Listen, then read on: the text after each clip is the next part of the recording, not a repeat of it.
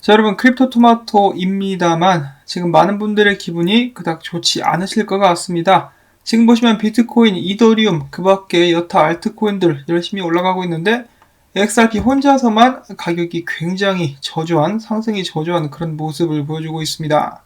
어떻게 이렇게까지 올라가지 못할 수가 있나 하는 생각이 들 정도인데요. 자, XRP는 약세장에 진입한 것 같다라는 기사도 나오고 있습니다.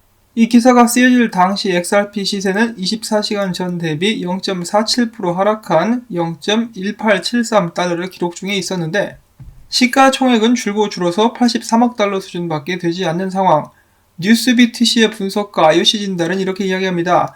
XRP는 기술적으로 약세 영역에 머물러 있다. 이에 따라서 XRP USD 페어가 0.1880달러 저항 영역을 넘지 못하면 0.1850달러 지지선 이후 계속해서 무너져서 0.1780까지 하락할 수 있다. 그렇게 한마디로 17센트 후반까지 밀려서 내려갈 수가 있는데 어이가 없는 것은 저항선을 뚫고 올라가도 20센트 정도까지밖에 올라갈 수 없다라는 것입니다. 정말 답답한 그런 상황이라고 볼 수가 있겠는데요. 많은 분석가들은 XRP 약세가 계속될 것으로 예상하고 있습니다. 그러면서도 이런 기사에서 빼놓지 않는 것, 이렇게 가격이 너무 안 좋고 상승하지 못하니까 이 피터 브렌트가 이야기했었던 것 있죠. XRP는 스캠이다. 그런 것들에 대해서 계속해서 언급을 해주고 있습니다. 자, 어제 좀 기분 좋은 소식이 나왔음에도 불구하고 굉장히 어려운 상황에 처해 있습니다. XRP가 무슨 그 농약 같은 거를 주워 먹은 것은 아닌가라는 생각이 들 정도로 전혀 힘을 쓰지 못하고 있는데요. 그뿐만 아니라 지금 최근에 엄청난 속도로 떨어졌었던 ODL 사용량 있죠. 최근에는 볼륨이 더욱더 많이 떨어져가지고 거의 이제 최저치라고 해야 될까요? 최근 기준으로 최저치를 기록을 하고 말았습니다. 자, 멕시코 쪽 리플사가 가장 자랑스럽게 생각을 하고 있었던 멕시코 쪽 송금으로 해보시면은 여기까지 올라갔었다가 급작스럽게 하락하기 시작하면서 최근에는 여기까지 내려가게 되었습니다. 이 엄청난 하락이라고 볼 수가 있겠는데요. 자, 이런 식으로 ODL 활용량이 떨어지니까 머니그램에서 ODL을 사용하는 것을 중단하는 것은 아니냐라는 의혹이 나왔었는데 그건 또 아니라고 하죠. 자, 그러면 과연 어떤 일이 진행이 되고 있는 것일까요? 굉장히 좋아 보이지 않는 상황, 암울하게 만드는데 사실 이러한 상황은 다른 송금으로도 좀 비슷비슷하다라고 합니다. XRP와 유로 이 거래량인데요. ODL 송금량인데 쭉 떨어지고 있죠. 그 다음에 필리핀 쪽도 마찬가지입니다. 엄청나게 하락했어요. 그 다음에는 호주도 마찬가지입니다. 전부 다 일제히 엄청난 속도로 떨어지고 있는 그런 굉장히 불안한 모습을 보여주고 있습니다.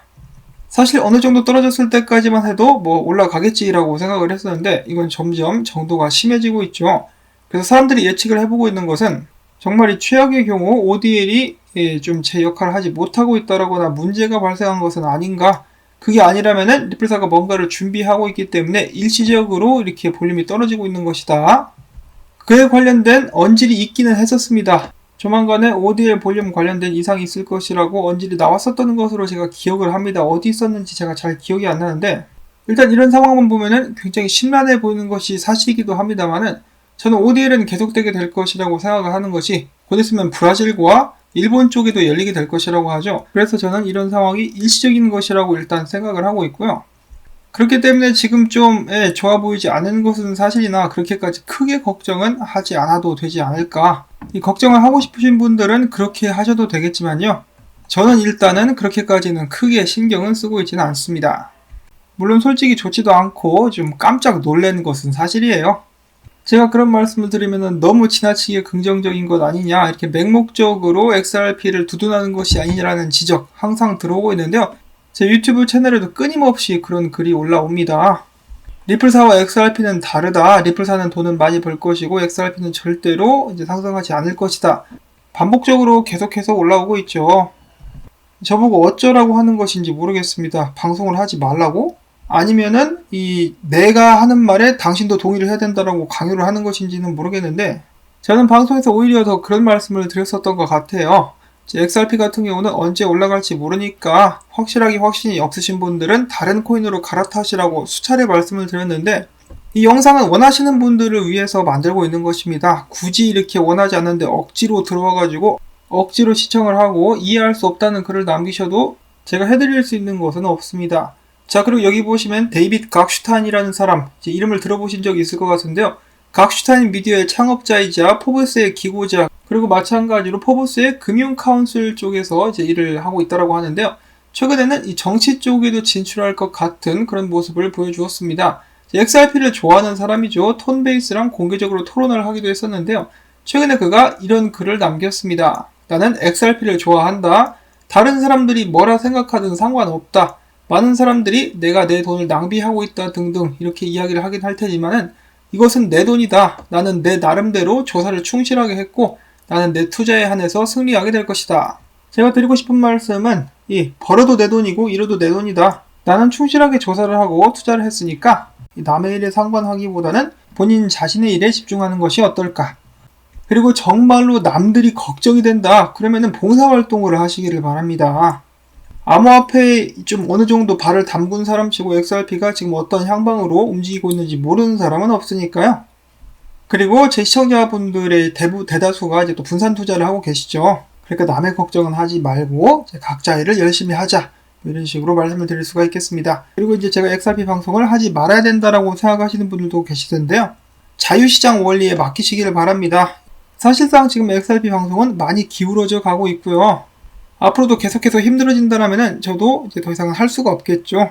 그리고 데이빗 각슈타인도 바보 아니라니까요. 기타 회장도 바보가 아니에요. 그 사람들이 멍청해가지고 XRP 들고 있는 것이 아니라고 다시 한번 말씀을 전해드리면서 다음 소식 넘어가 보도록 하겠습니다. 세 번째는 리플넷 가입 멤버 중에 한 곳인 머니매치 CEO가 이야기하는 리플넷에 관련된 기사가 나와가지고 한번 가지고 와봤습니다. 자, 첫 번째로 머니매치는 이렇게 트윗을 남겨주고 있는데요. 우리 머니매치는 고객들의 입장을 가장 먼저 생각을 하며 그렇기 때문에 리플넷에 가입하여 국제 송금을 더 빠르고 비용 효과적으로 만들 수가 있었다.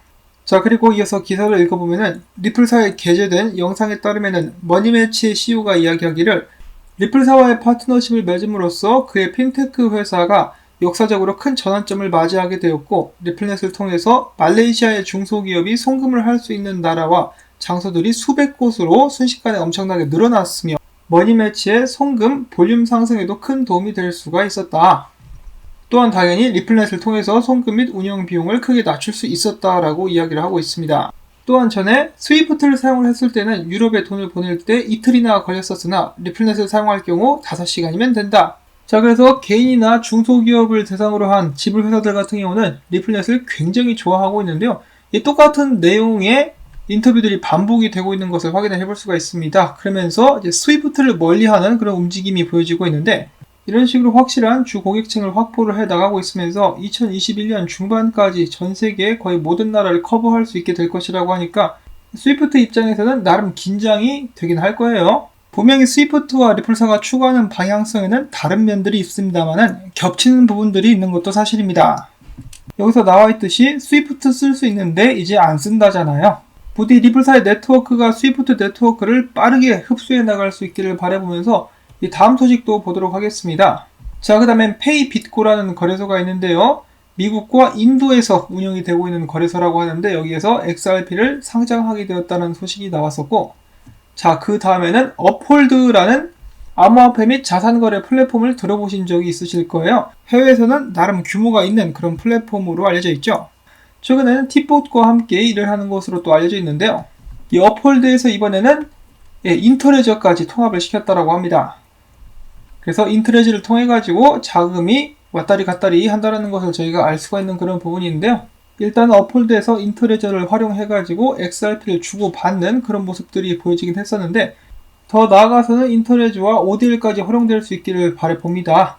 자, 그 다음에는 리플사의 CTO죠. 데이빗 슈월츠가 카트리나 코너와 함께 이제 인터뷰를 진행을 했다라고 합니다. 자, 그런데 이 인터뷰 과정 속에서 그동안의 XRP 커뮤니티 내에서 많이 이야기가 되었었던, 어쩌면 논란이 되었었던 그런 부분에 대해서 이 데이빗 슈월츠가 답을 했다라고 하는데요.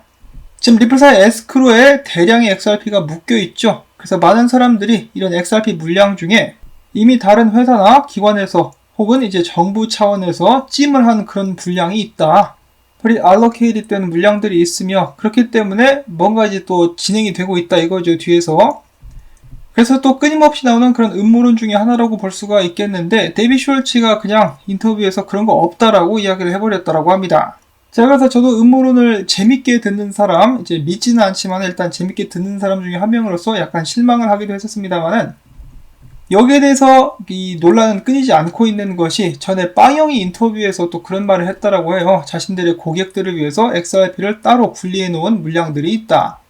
그래서 어떤 말이 맞느냐, 누가 맞느냐라고 이렇게 이야기가 오고 가고 있던 중에 이제 또 어떤 이는 이렇게 이야기를 하기도 합니다. 데이비 숄츠가 이야기를 하는 것은 이 국가 차원에서 이제 맡아놓은 물량이 없다라는 것이고, 정부 기관을 위해서 맡아놓은 물량은 없다라는 것이고, 다만 회사 차원에서 이제 고객들을 위해서 따로 찜해놓은 물량은 있을 것이다. 그러니까 둘 다 맞는 말이다 라고 이렇게 이야기가 되고 있기도 한데요. 한 가지 확실한 것은 리플사 쪽에서 그때 공식적으로 이야기를 한 바가 있습니다. 이 에스크로 물량을 어떻게 효과적으로 해결이라는 단어가 적절한지는 모르겠지만 아무튼 소화할 수 있거나 적절한 방안을 간구를 하고 있다라고 했으니까요. 그런 부분은 기대를 해볼 수는 있겠죠.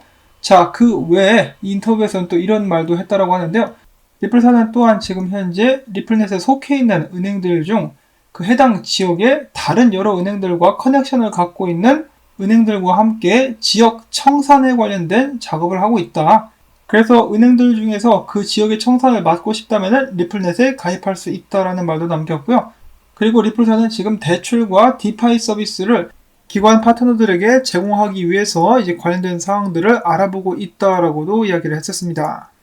자, 그래서 저희가 생각하고 있는 국제 송금이라든지 그런 부분 외에도 여러 가지로 다방면에서 동시에 사업을 진행하고 있는 리플사라고 볼 수가 있겠습니다. 자, 그 다음으로 마지막으로는 이 또 다른 리플사의 파트너이자 이 전에는 ODL 사용자 명단에 있었다가 갑자기 사라져버려서 많은 의문을 자아냈었던 트랜스폴고가 최근에 이 $10,000,000 펀딩에 성공을 했다라고 합니다. 그만큼 사업이 잘 되고 있다는 것이겠죠. 이렇게 작은 송금 회사들의 발전이 굉장히 놀랍다라고 볼 수가 있겠는데요.